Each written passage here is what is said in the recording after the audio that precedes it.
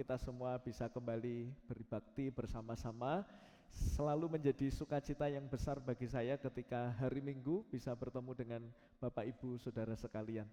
Nah, sekalipun saya bersyukur dan bersukacita hari ini, tapi bila harus jujur saya ada di dalam kesedihan dan saya yakin tidak hanya saya yang bersedih, tetapi juga Bapak Ibu Saudara sekalian ya.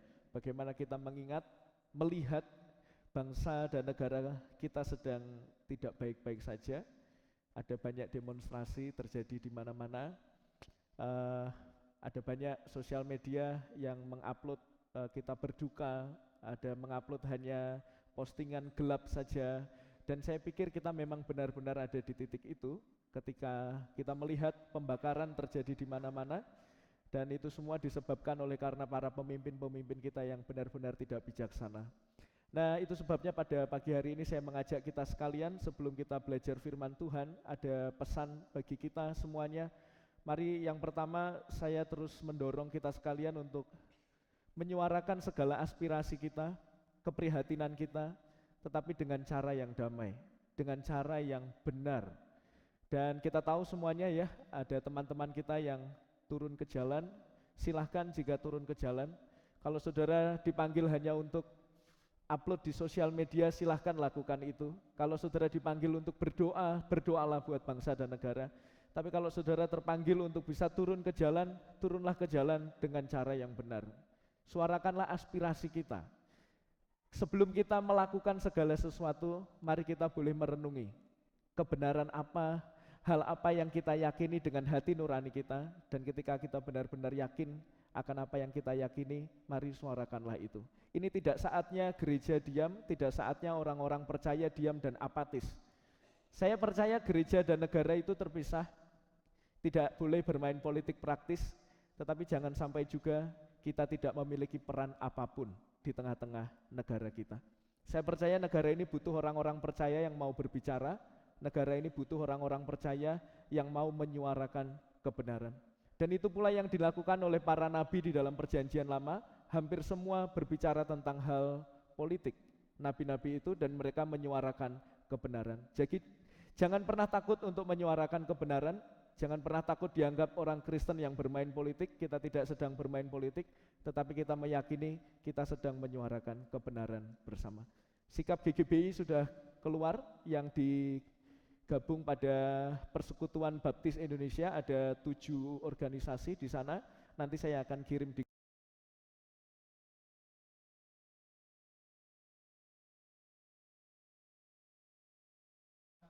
rasa sedih, duka cita bagi bangsa dan negara kita.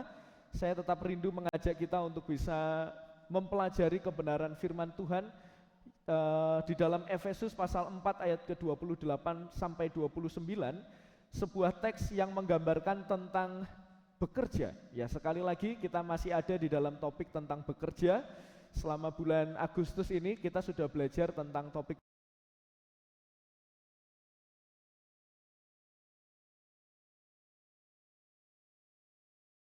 yang hafal boleh tutup mata. Kok nggak ada yang tutup mata ya?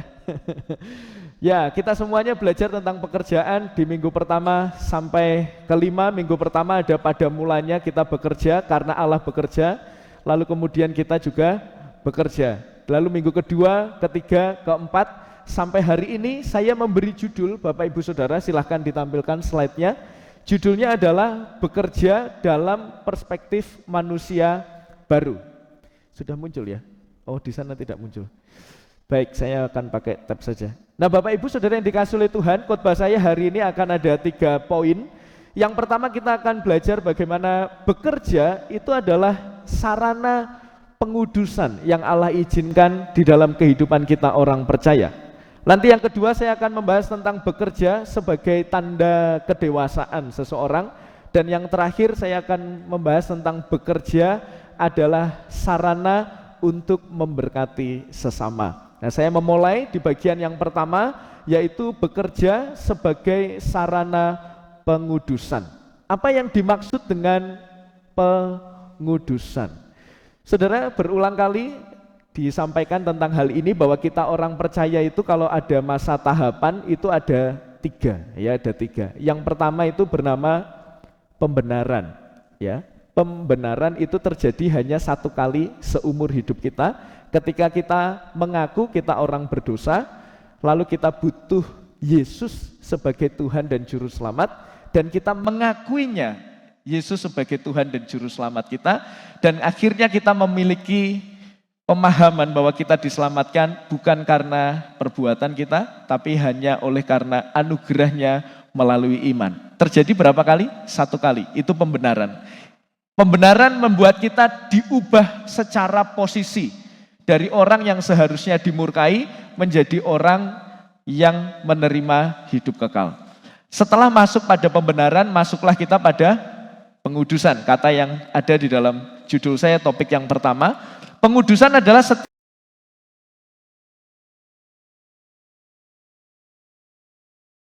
tidak. Kita yang percaya harus bertumbuh.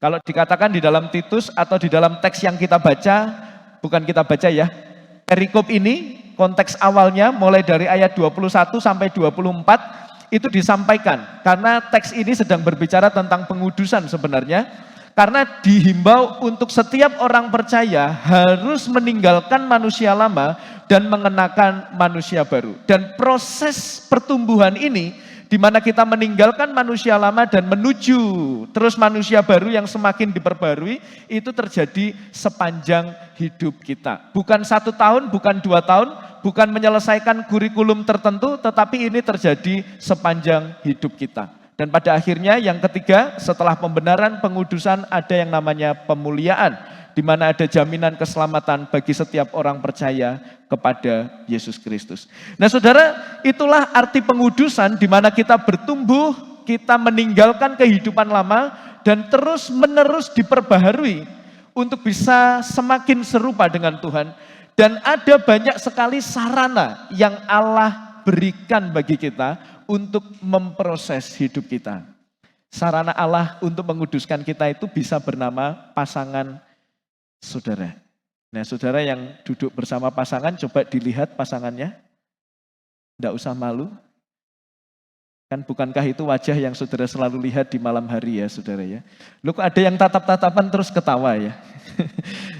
Nah saudara yang dikasih lihat, pasangan saudara yang di kanan dan kiri saudara, itu juga bisa menjadi sarana Allah untuk menguduskan saudara. Maksudnya untuk memproses saudara menjadi pribadi yang lebih baik lagi. Kalau pasangannya suka marah-marah, ada di antara saudara? Oh, ada ya. Maksud saya itu kok ada yang berani mengakui begitu loh suaminya itu. Bukankah nanti pulang makin marah-marah gitu ya. Kalau mungkin saudara dikasih pasangan yang ya orangnya itu sukanya itu marah, itu ekspresi cinta saja ya saudara ya, dianggap sebagai ekspresi cinta. Tetapi bukankah itu sarana untuk Tuhan melatih saudara menjadi pribadi yang apa? Sabar ya.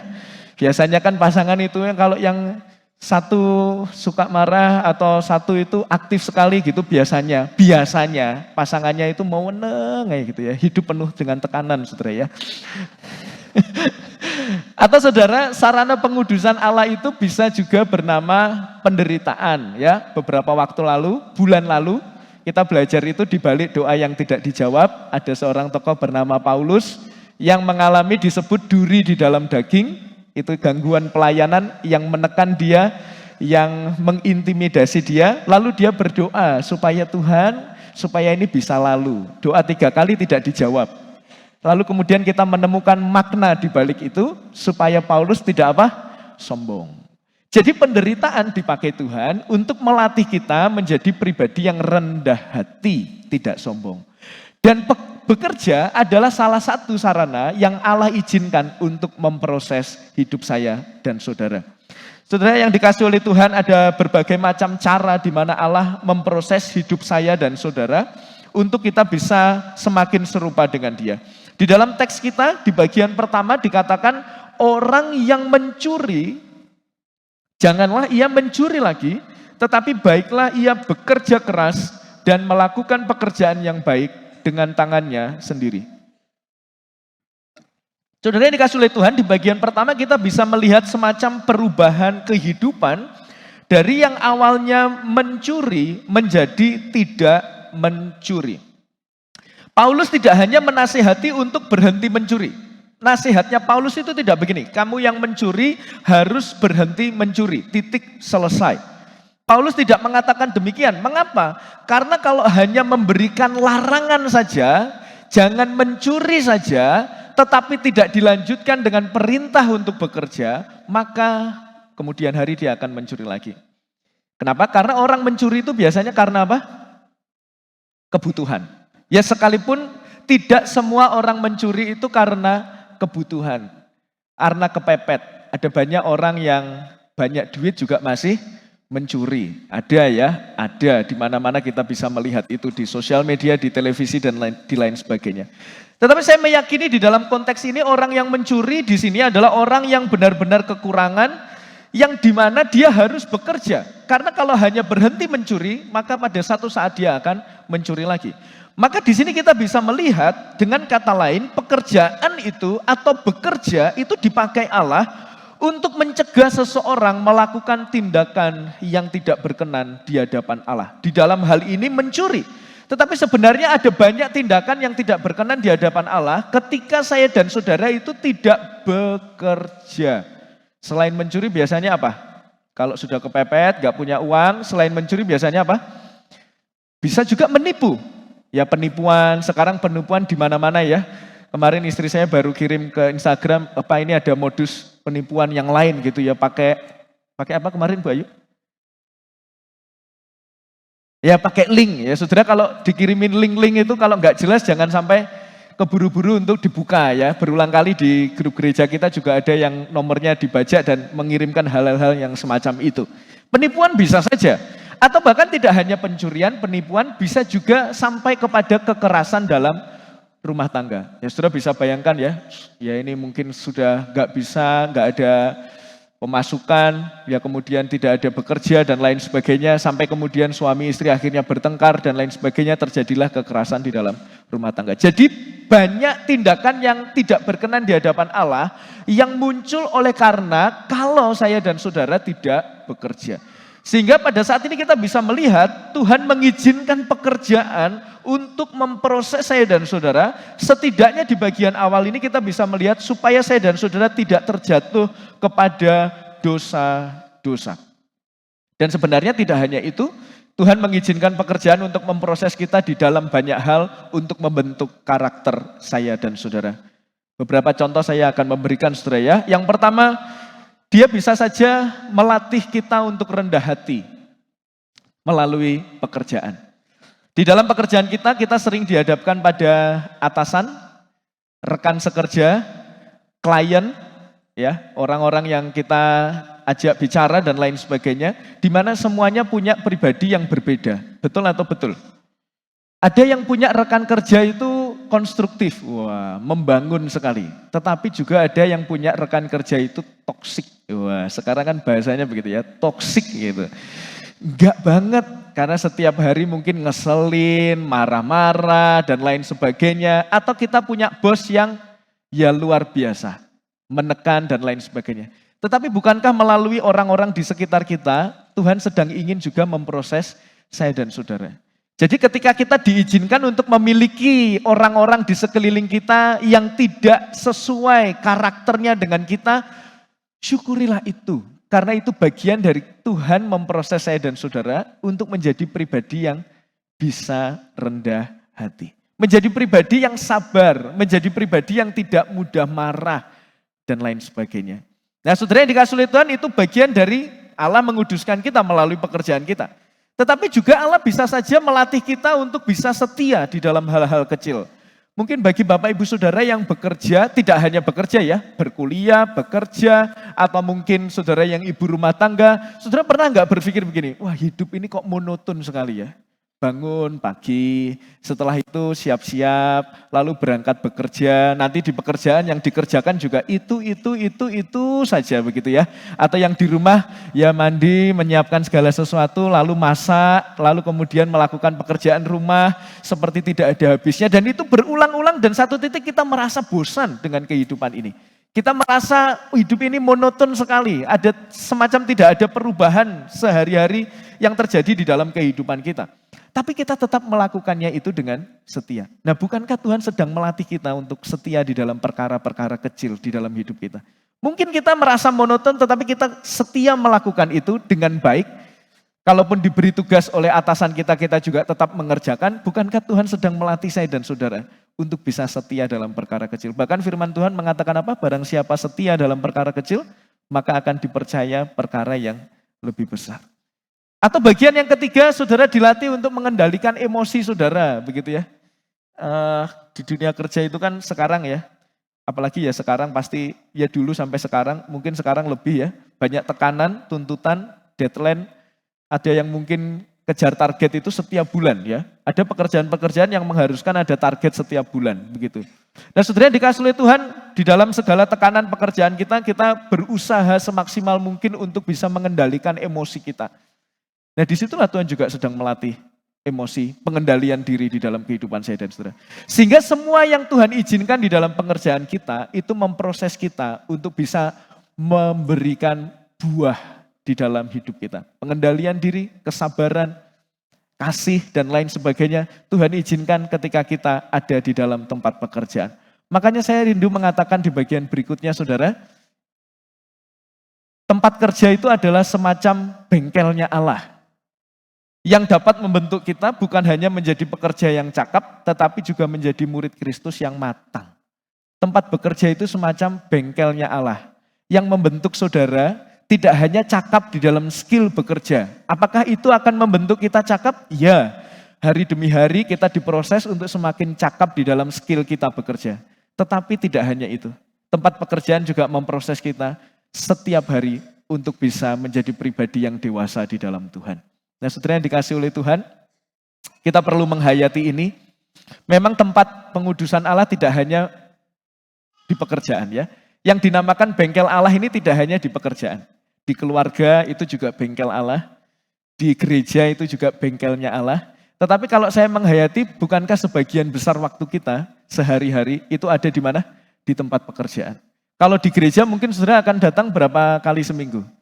1 kali seminggu. Itu kalau enggak ada yang melanggar sabat ya. Kemarin kita belajar tentang sabat ya. Ada orang-orang yang kasih jadwal khusus untuk melanggar sabat ya. Hanya 1 kali 1 minggu, mungkin hanya 2 jam. Kalau yang pelayanan ya mungkin sering berinteraksi begitu. Tapi bukankah kita ini waktu kita cukup banyak habis di mana? Di tempat pekerjaan kita. Jadi mari kita menghayati itu Bapak Ibu Saudara. Ini tidak akan pernah kita renungi sebagai cara Tuhan memproses. Kalau kita itu enggak pernah punya kerinduan untuk menghayati. Kalau kita ini orangnya masa bodoh, orangnya nggak pernah memikirkan apa ya yang Tuhan ingin maksudkan dalam hidup saya dan saudara ketika kita ada di tempat pekerjaan. Kalau kita nggak pernah teliti, oh momen ini, momen saya bertemu dengan karyawan ini adalah momen di mana Tuhan izinkan untuk saya diproses. Kalau kita nggak pernah punya kesadaran itu, ya ini tidak akan pernah menjadi bengkel Allah. Ya semua akan berjalan saja, tidak ada pelajaran yang bisa kita petik. Tetapi saya mengajak kita semuanya, itu sebabnya hari ini kita perlu untuk terus mengingat. Kalau besok saudara masuk kerja, bahkan semenjak saudara memarkirkan motor saudara, saudara bertemu dengan orang, semenjak saudara memasuki ruangan saudara, semenjak saudara mungkin yang tidak bekerja di kantor, saudara mungkin pergi keluar bertemu dengan orang, itu adalah bagian yang Tuhan pakai untuk menguduskan saya dan saudara. Maka pekalah, ya makanya kuncinya adalah peka saudara ya. Sehingga ketika ada banyak momen yang terjadi dalam hidup kita, sebenarnya Tuhan sedang ingin memproses saya dan saudara. Itulah yang dimaksud ketika bekerja sebagai sarana pengudusan. Dan ketika saya dan saudara sudah ditebus dan saat ini menjadi manusia baru, maka kita perlu untuk menghayati ini. Bekerja bukan hanya tentang melakukan sesuatu dan mendapatkan sesuatu, tapi bekerja adalah juga tentang merenungkan bagaimana kita bisa menjadi pribadi yang lebih baik lagi untuk kemuliaan nama Tuhan. Kristus sudah mati di atas kayu salib, maka kita perlu memberikan diri kita sepenuhnya di hadapan Tuhan, termasuk ketika kita melakukan pekerjaan kita. Yang kedua Bapak Ibu Saudara, kalau yang pertama tadi bekerja sebagai sarana pengudusan, sarana untuk kita bisa diproses semakin lebih baik lagi, supaya serupa dengan Tuhan. Yang kedua, ada bekerja sebagai tanda kedewasaan. Ya, mari kita melihat itu di bagian berikutnya. Kalau kamu mencuri, berhentilah mencuri. Nah ini selanjutnya, tetapi baiklah ia bekerja keras dan melakukan pekerjaan yang baik dengan tangannya sendiri. Ada beberapa kata yang saya ingin soroti, 3 kata yaitu ada kerja keras, ada pekerjaan yang baik, dan ada dengan tangannya sendiri. Apa maksudnya? Saudara, kata kerja keras di sana itu menggunakan kata Yunani kopia yang seringkali merujuk pada usaha yang benar-benar sangat keras. Untuk memberi gambaran saudara ya, saudara ingat kisah tentang Petrus yang menjala ikan semalaman, lalu gak dapat apa-apa. Lalu dia berusaha untuk apa? Minggir, lalu sama Tuhan disuruh apa? Kamu balik lagi ke tengah, lalu tebarkan jalamu, lalu dapat banyak ikan. Nah, kata yang dipakai di situ, waktu Petrus sudah bekerja semalaman. Nah, bekerja di situ pakai kata kopia. Jadi ini menunjukkan sebuah pekerjaan yang serius, yang sungguh-sungguh, bekerja keras, ada dedikasi di dalamnya, ada semacam perjuangan di dalamnya. Itulah yang dimaksud Paulus di kata bekerja keras di sana. Jadi ini bukan kerja yang asal-asalan, kerja yang sembarangan, atau kerja yang pokoknya mari. Ada nggak orang yang punya prinsip gini, wes mbolah dadine kaya apa, sing penting mari. Yang penting selesai. Jadi pengerjakannya asal-asalan. Ini bukan macam pekerjaan semacam itu yang dimaksudkan oleh Paulus. Nah, orang-orang yang dewasa itu bekerja tidak dengan prinsip asal selesai, tidak. Orang yang dewasa itu bekerja dengan sungguh-sungguh, dengan penuh dedikasi, memikirkan bagaimana pekerjaannya ini bisa menjadi berkat bagi orang lainnya. Nah, beberapa sikap yang dapat menggambarkan seseorang itu bekerja keras itu seperti apa? Nah ini ya, saya memberikan beberapa contoh. Tidak banyak membuang waktu kerja untuk hal-hal yang tidak penting. Ada nggak saudara yang kalau mau bekerja itu, hal-hal yang tidak penting yang kita lakukan itu. Sudah mau buka laptop kan biasa laptop itu prosesnya lama ya. Ya kalau laptopnya yang canggih ya cepat ya. Tapi kalau laptop lama itu yang dibuka bisa nunggu 1 menit ya. Nah 1 menit itu kita bisa sambil menunggu laptop nyala, searching lah GoFood ya atau GrabFood atau Shopee Food gitu. Lumayan kopi pagi-pagi supaya nanti bisa difoto dan diupload di sosial media gitu ya. Nah untuk mencari GrabFood saudara biasanya berapa lama? Isi itu bisa 1 jam gak ketemu loh saudara. Jadi saudara gak jadi ngerjain, tapi saudara akhirnya scroll, martabak ya kokean minyak gitu saudara ya. Kalau es ini banyak gulanya gitu, gak jadi searching, akhirnya gak jadi kerja. Orang-orang yang bekerja keras dimaksud di sini adalah bukan tipe-tipe orang yang semacam ini. Orang yang senantiasa kalau dalam bahasa yang agak rumit, yaitu prokrastinasi, betul ya? Menunda, salah ya? Prokrastinasi. Semoga itu betul. Menunda pekerjaan begitu loh. Seringkali menunda pekerjaan. Sehingga membuat akhirnya pekerjaannya itu tidak selesai. Makanya biasanya orang itu bilang begini, ya saya harus lembur ya. Ini aduh luar biasa saya harus bekerja keras lembur. Dari tadi kamu gak bekerja serius kok gitu ya. Pada akhirnya lembur ngomel-ngomel sendiri. Nah ini bukan tipikal orang yang bekerja keras saudara ya. Atau saudara melakukan banyak hal-hal yang lain. Buka laptop, nyambi sebentar lah buka game sedikit gitu. Game itu gak mungkin semenit selesai. Ada yang game semenit selesai kok gak pernah ada ya. Itu pasti lebih dari 1 menit. Ya akhirnya apa? Kita keasikan main game. Ada banyak waktu yang kita buang secara sia-sia ketika saya dan saudara tidak benar-benar menghayati bekerja keras di dalam kehidupan saya dan saudara. Atau bagi orang-orang yang jika ada waktu luang di dalam bekerja itu memanfaatkan tidak untuk semacam mengembangkan diri begitu ya. Ada orang-orang yang ya kalau ada waktu luang tuh ya benar-benar dipakai untuk hal-hal yang tidak berguna itu ada saudara ya. Padahal sebenarnya ketika kita diizinkan untuk punya waktu luang, sebenarnya Tuhan juga ingin untuk membuat saya dan saudara itu mengupgrade diri kita. Maka saudara, kalau saudara diberikan waktu luang, saudara diberi kesempatan, memiliki berkat dan lain sebagainya, yang pertama perlu dipikir juga adalah bicara soal bagaimana diri kita bisa berkembang. Makanya saya selalu salut dengan orang-orang, ini bagi saya orang-orang yang begini, berpikir bahwa ya apa caranya ya, sekalipun saya tidak bekerja, tetapi saya berusaha untuk mengupgrade diri saya. Tujuannya mengupgrade itu apa? Supaya kita bisa semakin cakap di dalam setiap pekerjaan yang kita lakukan. Maka Bapak Ibu Saudara ketika saya merenungi hal ini, saya menghidupi hal ini, saya itu pernah dapat berkat gitu ya. berkat tertentu, lalu kemudian di pikiran saya itu hanya satu, boyo apa carae? Berkat ini itu bisa mengupgrade pengetahuan saya, bisa mengupgrade bagaimana saya berkhotbah, bagaimana saya bisa mengkonseling dan lain sebagainya. Saya berikan apa? Buku, saudara. Boyo apa? Saya nggak peduli nanti bisa bacanya kapan, tetapi yang penting supaya ini tidak kepake untuk foya-foya, untuk kepentingan diri sendiri, saya investasikan ke apa? Ke buku. Itu saya beli buku sekitar 7 waktu itu ya. Mungkin sampai sekarang ada beberapa buku yang belum saya baca. Tetapi saya memahami bahwa ini bagian dari kita perlu mengupgrade diri ya. Mengupgrade diri adalah tanggung jawab kita semuanya. Nah ngomong-ngomong tentang buku, nanti di depan saudara, tadi mungkin saudara yang masuk sudah melihat ada bazar yang sebelah kiri. Itu adalah penerbit dari Gloria, penerbit buku rohani. Dia meminta izin untuk bisa berjualan. Saudara nanti ketika pulang bisa melihat di sebelah kiri. Saya yakin saya merekomendasikan untuk bisa membeli buku-bukunya. Saya sudah banyak membeli buku dari penerbit Gloria yang cukup baik ya. Jadi saudara bisa setidaknya kalau saudara belum tertarik datang saja. Siapa tahu dengan melihat-lihat covernya gitu ya. Covernya, penulisnya saudara tertarik untuk membelinya. Jadi nanti silahkan boleh dilihat di bagian depan ya. Saudara ini bagian dari kita untuk bekerja keras, bekerja dengan penuh dedikasi, bekerja dengan penuh tanggung jawab dan perjuangan untuk bisa memiliki sebuah kualitas pekerjaan yang baik. Di dalam kalimat berikutnya ada kata atau frase melakukan pekerjaan baik. Jadi setelah bekerja keras ada kata sambung dan di sana kemudian dikatakan melakukan pekerjaan baik. Apa yang dimaksud pekerjaan baik di sana? Nah, saudara saya coba melihat di dalam teks aslinya pakai kata agaton yang dimana kata ini sangat luas sekali.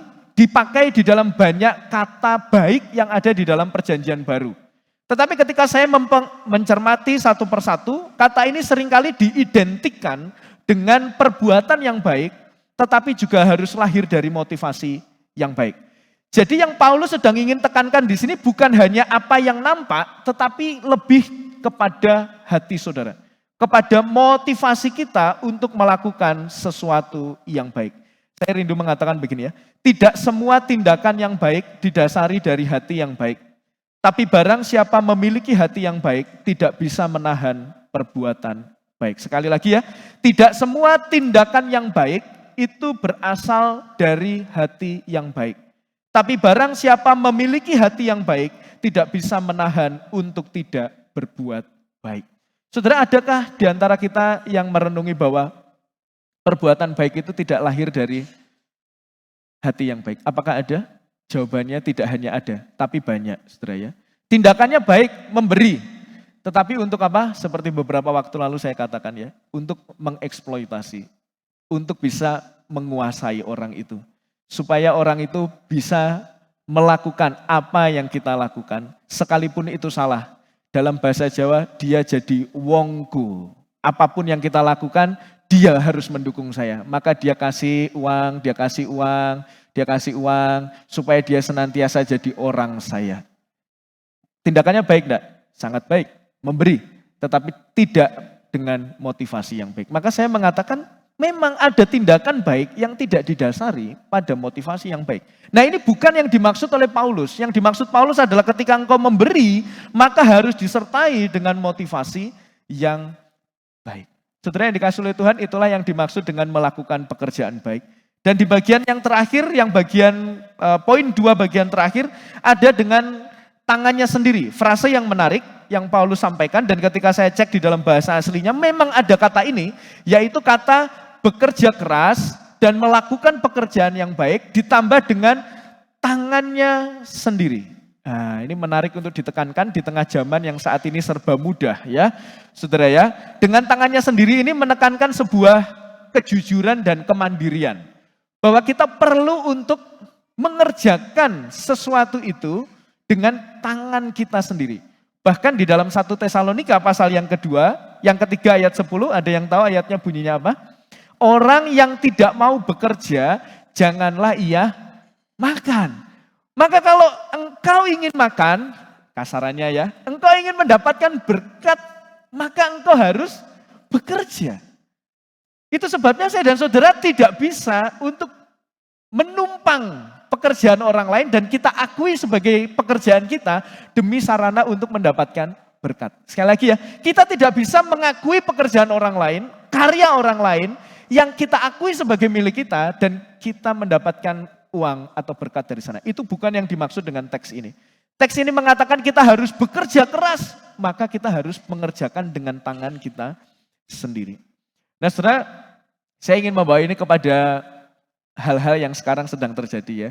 Ada AI saudara ya, Artificial Intelligence, di mana dengan mudahnya sekarang kita bisa tahu banyak hal, padahal kita sebenarnya nggak benar-benar tahu, karena hanya tergantung pada bagaimana kita mengetik saja di dalam AI itu ya. Saudara, tahukah saudara bahwa dunia ini sekarang ada di semacam gadget kita? Bahkan dia jauh lebih pintar dari kita, dia jauh lebih pintar dari dosen kita. Bahkan saya harus mengatakan AI itu lebih pintar dari pendeta sepintar apapun. Karena saudara mau cari apapun di dalam AI itu akan disediakan. Ya minggu lalu atau 2 minggu lalu saya menyampaikan ya. Hanya dengan saudara mengetik, berikan saya definisi ekonomi mikro dengan banyak tokoh atau dalam sudut pandang ini di tengah konteks masyarakat yang demikian, saudara enter, saudara sudah mendapatkan banyak hal. Lalu di bagian akhir dia menawarkan, apakah ini bermanfaat? Apakah kamu ingin dibuatkan hal yang lebih detail lagi? Saudara hanya tinggal ketik, ya saya mau. Muncul semua saudara. Ya toh saudara? Saudara sekarang yang nggak musisi, saudara bisa nyiptain lagu. Coba cari AI pencipta lagu. Nah saudara klik, saudara tulis tuh liriknya. Lalu saudara tinggal kasih permintaannya misalkan dengan nada atau nuansa yang sedih, nuansa yang senang, dengan ini, dengan chord ini dan lain sebagainya. Saudara klik, muncullah lagu. Saudara pengen buat logo, membuat sebuah karya seni, saudara tinggal tulis promptnya, saya pengen membuat logo, ya, kata kuncinya ini, elemennya harus ada tentang kepemimpinan, harus ada tentang pengembangan dan lain sebagainya, regenerasi, klik muncul saudara. Semuanya serba instan sekarang di dalam internet. Bagi saudara yang sudah menggunakan dan bersahabat dengan itu, terlihat dari ekspresi saudara, sudah mulai senyum-senyum, tapi mungkin bagi Bapak Ibu yang belum mengalami atau menghidupi kehidupan semacam ini tidak apa-apa, mungkin di dalam waktu depan, karena saya percaya ini tidak akan pernah mundur gerakannya, ini pasti akan lebih masif lagi. Kalau dulu AI hanya ChatGPT, sekarang semakin luas lagi, dan saya percaya waktu ke depan ini tidak akan berhenti, ini akan semakin luas lagi. Nah, apa yang perlu kita sikapi? Bagaimana sikap kita menghadapi perkembangan zaman yang semacam ini? Saya memberikan 2 prinsip saudara ya. Yang pertama, jadikan AI itu pendukung, bukan bahan utama. Jadikan AI pendukung, bukan bahan utama. Apa bedanya pendukung dan bahan utama? Kalau bahan utama, saudara cari, saudara langsung blok semuanya, copy, paste. Itu adalah bahan utama. Tetapi harusnya tidak demikian. Pakai AI, pakai kecanggihan teknologi semacam ini untuk saudara bisa mendukung aktivitas saudara.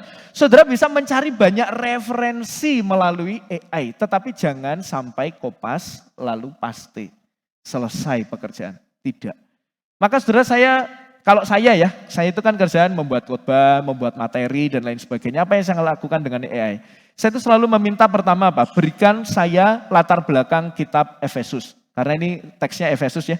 Berikan saya latar belakang kitab Efesus. Sudah akan muncul, nanti akan ada lebih dalam lagi. Apakah ini boleh? Boleh. Nah kalau ini tidak boleh ya buku seharusnya tidak ada. Ya pendeta zaman dulu pasti juga melakukan ini, cuman medianya saja berbeda ya. Kalau dulu kan perlu baca buku banyak, hanya untuk mencari apa? Latar belakang kitab Efesus. Ya harus baca buku dan setelah baca perlu menyarikan lagi begitu ya. Nah tapi sekarang dibantu dengan teknologi ini. Akhirnya muncul semuanya. Tetapi tidak boleh hanya ini, saudara perlu mencari referensi lain. Karena kita tidak bisa menjamin kebenaran dari AI ini. Jadi saya rindu mengatakan bahwa pakai itu sebagai referensi. Sebagai alat untuk mempertajam ide dan gagasan kita. Itulah fungsi AI. Jangan sampai sekali lagi ya, copy paste. Itu menjadi bahan pendukung. Kalau misalkan saudara bekerja pada banyak hal di kantor harus membuat presentasi, harus menyampaikan banyak hal, atau saudara yang bekerja di karya seni, pakai AI untuk menjadi apa? Sumber referensi, sumber ide. Sekarang dengan mudah kita bisa mendapatkan ide ya dengan banyak hal melalui AI. Tapi pakai itu sebagai referensi, bukan ambil karya orang lain dan mengakuinya sebagai karya kita. Dan yang kedua, prinsip kedua, kalau tadi yang pertama jangan pakai itu sebagai bahan utama tetapi sebagai referensi. Yang kedua, jika saudara mendapatkan sebuah kalimat atau mendapatkan ide dari orang lain, saudara harus mencantumkan siapa yang memberi ide itu. Siapa yang mengeluarkan ide itu, saudara harus cantumkan. Ada banyak orang sekarang hanya dengan mudah saja, wah ini bagus ya, lalu kemudian ambil dan diakui sebagai pemikiran kita. Mengakui karya orang lain itu bagian dari kita mengakui poin kita nomor 3. Kita harus bekerja dengan karya kita sendiri. Maka kalau itu bukan karya kita, maka kita perlu untuk mengakuinya. Dengan cara apa? Menuliskan kreditnya. Ya mungkin 2 itu ya prinsip kita di dalam menggunakan AI. Nah saudara, itulah bekerja sebagai tanda seorang itu dewasa, dia akan bekerja keras, dia akan bekerja dari hati yang baik, kemudian muncul tindakan yang baik, dan yang terakhir, dia harus bekerja dengan tangannya sendiri. Dan di bagian yang terakhir, poin yang ketiga saudara, dari teks kita, masih di ayat yang ke-28, jadi ayat 28 ini ada 3 poin. Di bagian yang terakhir, kita dapat dengan mudah menemukan. Ada kata begini ya, bekerjalah dengan keras, melakukan yang baik, dengan tangannya sendiri, masuk kepada tujuan. Supaya ia dapat membagikan sesuatu kepada orang yang berkekurangan. Jadi ini bicara sebagai bagaimana bekerja itu sebagai sarana memberkati sesama. Jelas sekali saudara ya, bahwa tujuan akhir dari bekerja itu bukan hanya tentang diri kita. Pasti ada, kita bekerja untuk memenuhi apa? Kebutuhan kita. Untuk diri kita yang pastinya harus dipersembahkan untuk Tuhan. Tetapi ada bagian yang lain bahwa kita harus paham tujuan akhir dari bekerja itu juga adalah tentang sesama. Dan saudara kita perlu perhatikan itu karena itu adalah salah satu prinsip yang Paulus terus menerus tekankan. Bahwa kita bekerja bukan hanya untuk kita tapi untuk sesama. Saudara bisa melihat di bagian bawahnya ayat 29 tadi dikatakan apa? Janganlah ada perkataan kotor keluar dari mulutmu, tetapi pakailah perkataan yang baik untuk apa? Membangun. Di mana perlu supaya mereka yang mendengarnya beroleh kasih karunia. Jadi prinsip yang sama bukan? Di ayat 28 bekerja untuk supaya engkau bisa memberkati sesama. Bahkan di ayat 29 waktu bicara tentang perkataan, jangan engkau berkata kotor supaya engkau bisa membangun yang lain sehingga orang lain bisa beroleh kasih karunia. Jadi apapun yang kita lakukan itu tidak hanya berakhir dan berujung pada diri kita sendiri. Orientasi kita di dalam melakukan segala sesuatu itu juga harus ditentukan bagaimana kita bisa membangun sesama kita. Saudara ini penting dan ini bukan hanya slogan saja yang diucapkan di mulut. Karena orang-orang di masa kekristenan awal melakukan hal ini.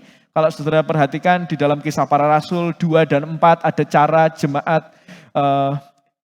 cara hidup jemaat mula-mula, saudara ya. Saudara ingat apa yang ditekankan di sana?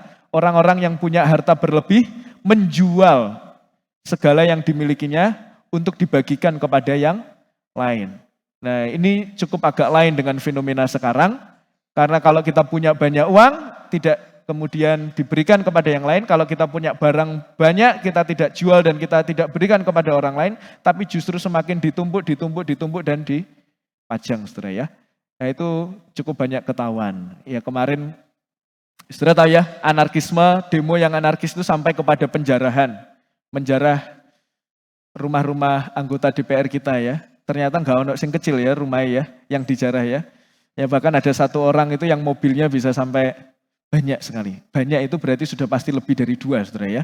Dan bukan mobil yang cemen-cemen, saudara ya. Wah, kemarin tuh saya lihat Tesla ya. Saya itu saya kayaknya belum pernah lihat Tesla langsung. Kok jadul sekali Pak? Iya, saya belum pernah lihat ya. Tapi saya sudah lihat di TV dan itu dirusak ya. Saya nggak bisa bayangkan itu betapa mahalnya dan lain sebagainya. Bahkan, saudara tahu ya, ada satu anak muda yang kemudian bawa apa? Ada yang lihat nggak beritanya? Bawa jam. Lalu jamnya ketika dilihat di sosial media, di pasaran, saudara tahu harganya berapa? 11 miliar, saudara. Saya bilang, oh sudah kamu cuti aja, kamu pensiun dini aja lah, udah gak usah kerja ya. Sudah 11M. Saudara ternyata itu ya, banyak sekali barang mewah dan ya orang akhir-akhir ini selalu tidak pernah berpikir tentang orang lain ya. Selalu hanya berpikir tentang bagaimana menumpuk kekayaan untuk kepentingan diri sendiri. Ya mungkin dia akan terlihat, Bapak nggak tahu, dia itu juga udah sumbang loh sana sini. Coba tapi bandingkan antara harta yang dia miliki dengan sumbangan yang dia berikan. Sepertinya jauh sekali. Jadi saudara, hari ini kita diingatkan bahwa ketika kita bekerja, kita melakukan, mengucapkan kata-kata, maka kita perlu memikirkan apakah pekerjaan kita, apakah tindakan kita, apakah perkataan kita itu membangun sesama kita. Dan berbicara tentang perkataan saudara, artinya ada kata yang menarik yang saya soroti yaitu kata di mana perlu. Nah, apa maksudnya di mana perlu? Ya kalimat utuhnya begini ya. Janganlah ada perkataan kotor keluar dari mulutmu, tetapi pakailah perkataan yang baik untuk membangun di mana perlu. Maksud di mana perlu itu kita perlu mengucapkan sesuatu itu pada tempatnya. Orang yang kita sedang ajak bicara perlu enggak dengan apa yang kita sampaikan. Nah ada banyak orang itu tidak memahami hal ini. Waktunya serius, dia bercanda. Saudara itu kelihatan simpel. Tetapi ada loh orang-orang yang kemudian merasa enggak enak. Wong saya ini loh sedang ngomong serius ya. Wong ki kok celometan ya. Wong ki kok senengani guyonan ya. Makanya kita sering menyebut wong ki gak ngerti nggon wong ki gitu ya. Gak ngerti tempat orang ini. Itu disebabkan oleh apa? Itu tidak hanya, itu disebabkan oleh perkataan kita yang kita tidak tahu konteksnya, kita tidak mengamati apa yang sedang diberbicarakan. Dan saudara kita perlu mengevaluasi bagaimana cara kita berbicara. Orang sedang berduka, saudara nasihati. Itu pada tempatnya tidak? Tidak, saudara ya. Ada yang saya pernah menemukan tuh orang yang sedang berduka lalu kemudian kamu tuh harus kuat. Kamu kan ingat kamu punya Tuhan. Kamu enggak boleh terus-menerus ada di dalam kedukaan. Ya apa sih orang ini? Firman Tuhan katakan berdukalah dengan orang yang berduka. Kalau memang berduka ya waktunya berduka. Jangan disuruh kuat. Ada waktunya orang itu lemah. Ada waktunya orang itu di titik yang lemah. Ya sudah temani saja di titik yang lemah itu. Maka kita seringkali tidak menempatkan perkataan kita pada tempatnya. Dan mari kita belajar untuk bisa mengevaluasi setiap perkataan kita. Saya pun tertegur tentang hal ini. Karena saya merasa di dalam hidup saya itu saya sering banyak guyonan saudara ya. Dan saya ketemu orang itu biasa kayak guyonan. Ketika saya pulang tuh kadang saya mengevaluasi. Harusnya saya tadi tidak mengatakan itu ya. Harusnya kalau lagi bicara itu tidak seharusnya saya selalu memberikan guyonan. Dan kita perlu untuk mengevaluasi hidup kita secara terus-menerus. Maka saya menuliskan di bagian berikutnya saudara. Kalimatnya begini. Bukan yang penting bicara saudara. Tapi bicaralah yang penting. Bukan yang penting bicara. Tidak semua itu harus ditanggapi dengan ngomong saudara. Tetapi bicaralah untuk hal-hal yang penting. Nah orang yang bisa melakukan ini, wah itu orang yang luar biasa saudara. Orang yang bisa tahu kapan dia harus berbicara dan kapan dia harus diam. Orang yang tahu kapan dia harus ngomong dan kapan dia harus mendengar. Nah kita perlu untuk menghayati hal ini. Karena maksud dari ayat 29, janganlah perkataan kotor, itu tidak hanya soal ngomong jorok atau umpatan. Tidak. Di dalam teks aslinya itu maksudnya begini. Jangan kamu mengucapkan kata yang tidak berguna. Itu maksud teksnya. Bukan hanya umpatan atau, kan biasa kalau kita ngomong, janganlah ngomong kotor. Loh itu kan, gak oleh meso, gak oleh mengumpat. Ya itu bagian, karena meso dan mengumpat gak ada gunanya. Tapi ini juga mencakup hal-hal yang lain yang kita ucapkan tapi nggak ada gunanya. Itu juga masuk dari larangan Paulus ini.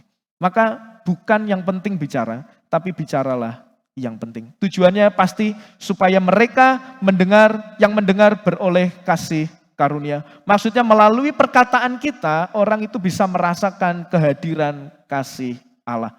Makanya di kalimat terakhir, saya mengutip seorang tokoh Baptis yang saya sering kutip juga, yaitu John Piper. Dia mengatakan begini, cara kita bekerja itu dapat 1, memperkuat, atau 2, bisa melemahkan daya tarik Injil bagi mereka yang belum percaya. Saudara harus sadar, cara saudara bekerja, dimanapun saudara berada, caranya saudara bekerja, etos kerja saudara, cara saudara bertutur kata, itu bisa menimbulkan 2 hal. Yang pertama bisa menguatkan, atau bisa melemahkan. menguatkan daya tarik Injil bagi orang lain atau justru melemahkan daya tarik orang lain terhadap Injil.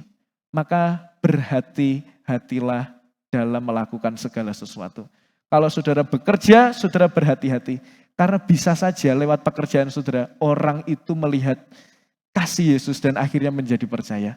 Tapi bisa melalui pekerjaan saudara, orang itu bisa semakin membenci Kristus.